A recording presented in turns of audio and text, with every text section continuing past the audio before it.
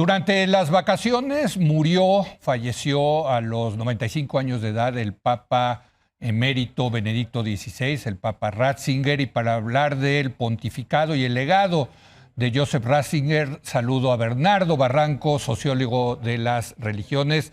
Qué gusto, Bernardo, verte. Muy buenas noches. Feliz año, querido Leo. ¿La corbata negra es por Ratzinger? No, para hacer una mejor contraste con la rosa tuya que traes. Exacto.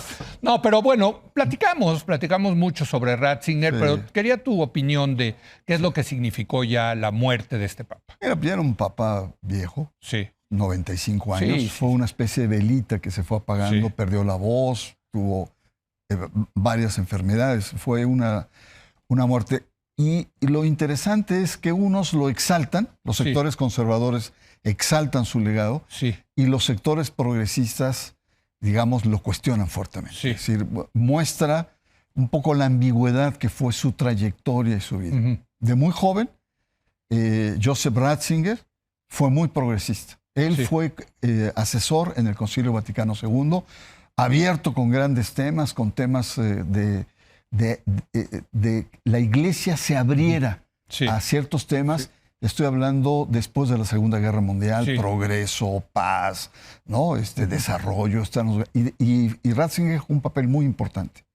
Algo pasa en el 68 y Ratzinger da marcha atrás, sobre todo en el plan moral. Sí. Y nos encontramos después ya encumbrado como cardenal en Roma, en el equipo de Juan Pablo II, sí. Francamente muy conservador, ¿no? Sí. Muy fuerte. Hay un libro, Informes sobre la fe de Víctor Messori, en donde él habla de la excesiva apertura de la iglesia al mundo moderno, y hay una contaminación de ese mundo moderno al interior de la iglesia. Entonces lo que dice, tenemos que restituir nuevamente la identidad, la solidez, la trayectoria. Y es una palabra que en los años 80, fue en 84 me parece, que fue restauración. Entonces, que a nivel francés es una palabra, palabra fea. Sí, ¿no? Claro. Sí. Pues Ratzinger utiliza... Suena a monarquía. Claro, el regreso a una monarquía, sí, claro. Que fue exactamente lo que planteó. Entonces, Ratzinger se convierte en un, digamos, baluarte de los sectores conservadores, quiere reintroducir la misa en latín, se reconcilia con Lefebvre y los grupos ultratradicionalistas. En fin, tiene una serie de actitudes.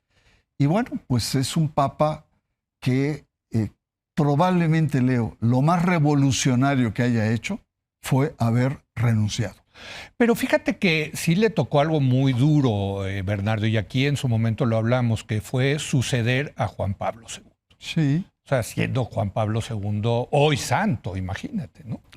Sí, sobre todo por el carisma, ¿no? De un personaje avasallador. Así ¿no? es. Movía multitudes, donde ibas. Y Ratzinger, no, Ratzinger es un intelectual, un hombre de gabinete, es un papa de gabinete. Ese es uno. Pero fíjate que no fue fue un pontificado de continuidad. De Juan Hay que reconocer que Benedicto XVI, Ratzinger, era como el intelectual orgánico del pontificado Juan Pablo II. Sí. Entonces no quiso ni competir ni contrastar con Juan Pablo II. Sí. Simplemente continuó. Él sabía que había una transición y continuó con algunos de las temáticas que había iniciado con Juan Pablo II. Ahora, tú dices muy bien que quizás su legado más revolucionario haya sido haber renunciado, lo cual aquí también lo platicamos. Qué bien que lo hizo, ¿no? O sea, esta cosa de ver a Juan Pablo II ya realmente en una situación de un deterioro enorme, pues es muy penoso, es muy vergonzoso hasta por dignidad personal, ¿no? Y sobre todo hay una cuestión teológica de fondo. Sí. ¿no? Juan Pablo II decía, Cristo estuvo en la cruz, a Cristo le fue como en feria, lo golpearon, lo mataron, lo vituperiaron. Es lo mínimo que puedo hacer. Sí. Más pragmático, Benedicto XVI dice, no puedo más, estoy rebasado. Estoy rebasado, ya no puedo seguir administrando, además muchos conflictos. Ahora, otro elemento importante, Leo, de Benedicto XVI, él lo dijo en una entrevista, lo más difícil que él enfrentó fue la pederastia. Él explotó, ya venía con Juan Pablo II, pero a él le explota. y en todas partes del mundo. Fue una especie como de, pues sí, un resultado planetario, porque de todos lados le surgen, de Australia, de Brasil, de Bélgica, de la misma Italia, de Estados Unidos, de México. Sí, ¿no? de México, claro. Y ahí realmente fue muy complejo para Benedicto XVI el poder responder. Intentó hacer algo, pero no lo pudo hacer. Incluyendo el caso del líder de los legionarios de Cristo. Bueno, ese es un caso muy especial porque era como muy evidente lo que hacía. Él, autoriza una investigación a fondo, sí, ¿no? Chicluna, un experto sobre el tema, hace una investigación en todo el mundo, sí, y llega a la conclusión de que era un perverso Marcial Maciel, sí, ¿no? Pero no lo hizo juicio canónico. Es sí, decir, lo retira a la oración, ya no le permite dar misa, sí, y le permite a que haya silencio y oración, cosa que nunca hizo, por supuesto, Maciel. sí. Es decir, le perdona la vida, por así decirlo. Claro. No le da un juicio canónico. Y ahí se dice que por la gran cantidad de intereses económicos que había, ¿no? De en la dinero. iglesia. Sí, De dinero. De dinero, ¿no? Tanto el Opus Dei como los legionarios y otras congregaciones son grandes aportantes o gestores de recursos del Vaticano. Sí. Y por supuesto eso pesa, absolutamente. ¿Qué pasó con Benedicto XVI cuando se retira y entra el Papa Francisco? ¿Tienes información de la relación de los dos papas? Bueno, hay versiones, podríamos decir, cinematográficas, ¿no? Sí, es decir, hacia afuera. Sí.